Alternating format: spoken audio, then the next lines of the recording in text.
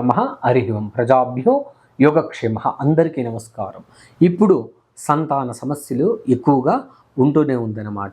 ఇంకా ముఖ్యంగా కూడా సంతానం సమస్య లేని వాళ్ళు కూడా ఉన్నారు, ఉన్నవాళ్ళు కూడా ఉన్నారన్నమాట. ఇప్పుడు ముఖ్యంగా భార్య గర్భవతి అయినప్పుడు ఏ పనులు చేయకూడదు, భర్త అనేవాడు ఏ పనులు చేయకూడదు, అది ఎంతవరకు మంచిదవుతుంది, ఎంతవరకు కూడా ఆ కుటుంబానికి క్షేమము, పుట్టబోయే బిడ్డ కూడా ఆ ఉద్ధారం అవడానికి కానీ అదేవిధంగా లోకోపయోగానికి కానీ అనుకూలమైనటువంటి బిడ్డ పుట్టడానికి అవుతుందన్నమాట. కొన్ని విషయాల్లో జాగ్రత్తగా ఉండాలి. అంటే మీ భార్య గర్భంతో ఉన్నప్పుడు ఆమెను మానసికంగా ఇబ్బంది పెట్టకూడదు. Number 1 point. అత్తమామలు కూడా ప్రతి ఒక్కరూ తన వంశం ఉద్ధారం చేయడానికి ఆ అమ్మాయి వచ్చింటుంది కాబట్టి గర్భంలో ఉన్నప్పుడు తన వంశాభివృద్ధి జరగాలని కోరుతూ ఆమె కోరికలన్నీ తీరుస్తూ వాళ్ళకు కావాల్సినటువంటి అన్నిటి కూడా వాళ్లకు అడక్క ముందు తీర్చాలన్నమాట. వాళ్ళ కోరికలు తెలుసుకుని ముందుగానే వాళ్లకు తీసి పెట్టడం చేయడం వల్ల వాళ్ళకు ఆ కోరికలు మనసులో ఉత్పత్తి కాకుండా ఫుల్ సాటిస్ఫైడ్గా ఉండేట్టు చూసుకోవాలి. అదేవిధంగా భర్త చెట్లు నరకకూడదు.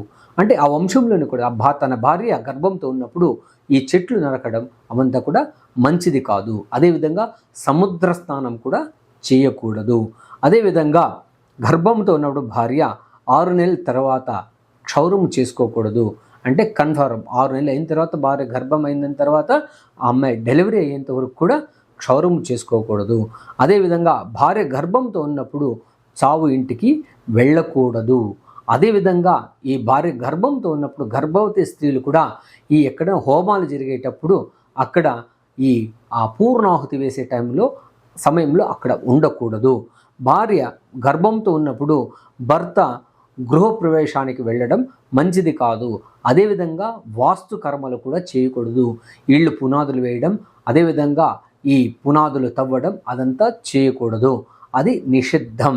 అదేవిధంగా భార్య గర్భవతిగా ఉన్నప్పుడు ఆమె శరీరానికి కానీ మానసికంగా కానీ ఎటువంటి కూడా కష్టము కలిగించకూడదు. అంత జాతకంలో మేము చూసి చెప్తూ ఉంటామన్నమాట. అమ్మ, ఈ పిల్లోడు పుట్టేటప్పుడు మీ మానసిక పరిస్థితి ఇలా ఉంది, మీరు ఇలా భయపడ్డారు, ఇలా సమయం ఏడ్చారు, లేదంటే ఇంకేదో విపరీతమైన టెన్షన్లో ఉన్నారని తెలుస్తుందన్నమాట.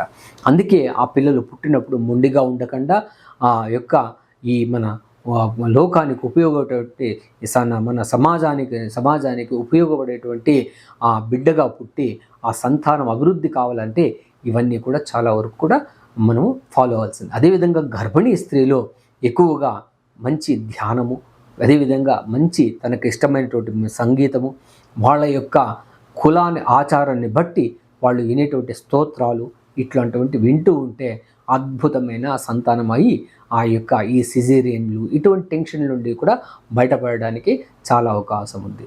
చాలా వరకు కూడా విష్ణు సహస్రనామము, లలితా సహస్రనామ పారాయణము, సౌందర్య లహరి ఇట్లాంటివి వింటూ ఉంటే ఆ యొక్క బిడ్డ శిశువు కూడా మంచి ఆరోగ్యం పుట్టడానికి అవకాశం ఉంటుందని తెలియజేస్తూ లోకా సమస్తా సుఖినో భవంతు, సన్మంగళాని భవంతు.